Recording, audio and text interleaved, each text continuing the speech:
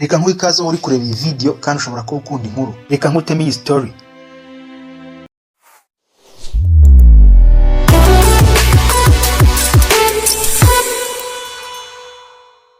Wowe uri kureba iyi video, ibi bintu bishobora kuba byarakubayeho.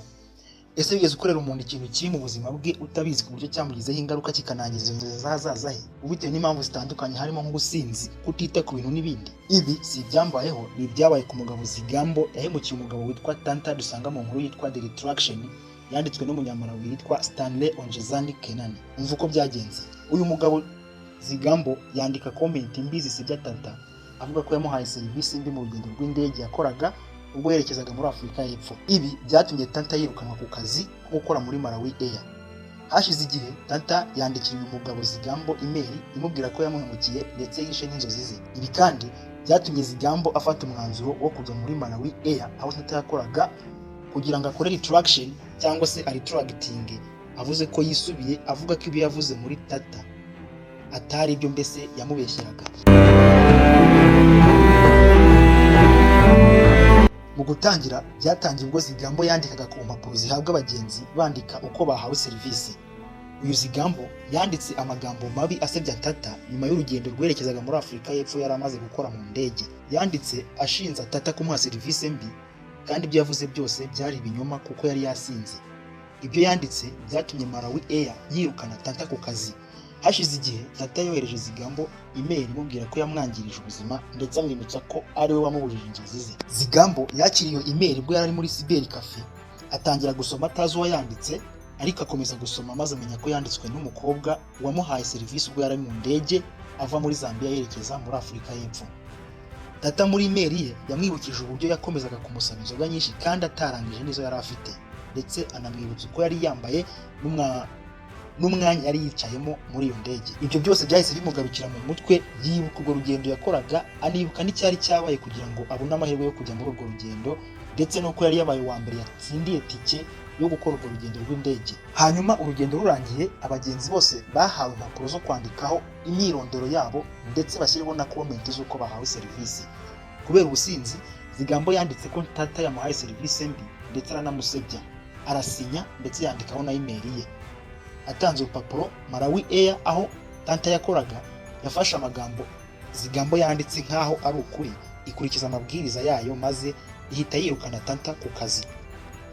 Tugarutse aho Zigambo yari muri Cyber Cafe, yarangije gusoma email ava muri Cyber Cafe arataha, ariko ataha umutima utameze neza. Yibazaga icyo yakora. Yumvise ko kwandikira sosiyete bidahagije, yagombaga kujyayo ubwe akemera ko yabeshye. Yibazaga icyo yakora, yibaza niba ari bwandikire sosiyete ya Malawi Air ngo isubize Tata ku kazi, ariko yumva ntibihagije, yumva ko agomba kwigirayo. Bukeye bwaho yateguye urugendo rutoroshye, akoresha amafaranga yose yari asigaranye ndetse anagurisha imwe mu mitungo yihenze yari afite, harimo nk'isaha yari atunze kandi yari imuhendeye cyane. Yaje kugera muri Malawi Air ananiwe, ariko ageze kuri Malawi Air yatangajwe n'uko umukobwa wamwakiriye wari kuri reception yamwakiriye nabi ndetse atigeze amuha serivisi nziza, kuko yakomezaga yirebera kuri telefoni ndetse anavuga. Yamubwiye ko ashaka guhura n'umuyobozi wa sosiyete ya Malawi Air. Akimubwira ko ashaka guhura n'umuyobozi, undi yamubwiye ko agomba gutegereza umuyobozi kugera saa 8. Saa 8 zageze Zigambo akiri aho ngaho. Hanyuma aza guhura n'umuyobozi wa sosiyete ya Malawi Air, amuganiriza icyamugenzaga, ariko ntiyigera amubwira ko yabitewe na email yabonye. Yaramubwiye ati, nubwo nari nasinze nanditse amagambo mabi asebya Tata, kandi ibyo byabimuviriyemo impamvu yatumye mumwirukana ku kazi. Uku kwezi kose ntabwo nigeze ngira amahoro, ibyo nanditse ntabwo byari byo, nari nabitewe n'ubusinzi, ari nayo mpamvu narinje kubabaza niba mwamusubiza ku kazi. Rwose yararenganye. Umuyobozi wa sosiyete yamusubije ko agomba kubyandika mu ibaruwa, hanyuma Zigambo amubwira ko yabyanditse ndetse ahita anamuzanira ibaruwa, ayikura mu mufuka arayimuha, arayisoma. Umuyobozi yasomye ibaruwa, hanyuma amwizeza ko azayigeza ku bakozi bashinzwe imyitwarire kandi ko ubusabe bwe buzakurikiranwa.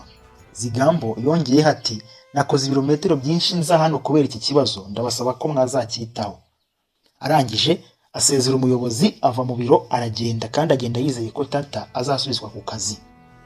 Asohotse ageze hanze, yabajije wa mukozi w'umureceptionist aho yamusanga ngo amusabe imbabazi. Umureceptionist yamurangiye kwa Towera, uyu akaba yari umukobwa w'inshuti ya Tanta. Towera yamujyanye aho Tata atuye ariko icyo gihe imvura yari yatangiye kugwa.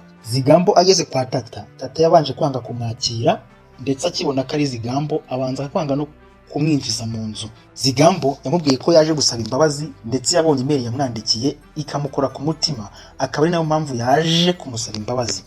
Ariko Tata ntawe yigeze abyumva, ahubwo we yamvise ko aje kumushinyagurira, amubwira ati ibyo se birahindura iki ku byo wankoreye wa muntu w'umugome we.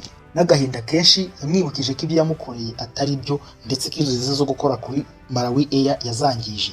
Zigambo yakomeje kumwinginga, amubwira iby'urugendo rwe yakoze n'uburyo byamutwaye igihe kinini n'umwanya munini kugira ngo aze aho ngaho kumusaba imbabazi. Yumvise ko mutwaje ubusa ahita amufungirana hanze.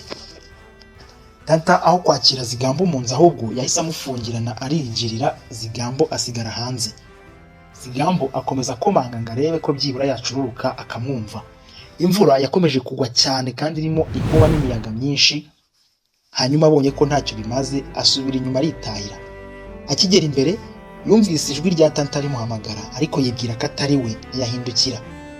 Hashize umwanya yaje guhagarara, arahindukira abona Tata ari we uje umwiruka inyuma, amubwira ngo niyihangane agaruke mu nzu amubwire. Ariko Zigambo mu kuba yafashwe n'uburakari bwinshi nawe yarakomeje arigendera, ndetse ntiyamenya n'iby'uko Tata yasubiye inyuma. Hashize imyaka myinshi Zigambo ntiyongera kumenya ibyerekeye Tata, ndetse n'amakuru ye ntiyongera kuyamenya kuko yaratashye yisubirira iwabo, akomeza ubuzima bwe, aza no gukundana n'umukobwa witwa Lianiso. Umunsi umwe ari ku kibuga cy'indege cya Kenya yabonye icyapa cyerekana ko Tata yabaye umukozi w'umwaka muri iyo sosiyete. Ahita yumva ko Tata yaje kubona kandi kazi ku yindi sosiyete ya Kenya itwara abagenzi mu ndege. Ahita yumva ko yabonye akandi kazi kandi bishimishije.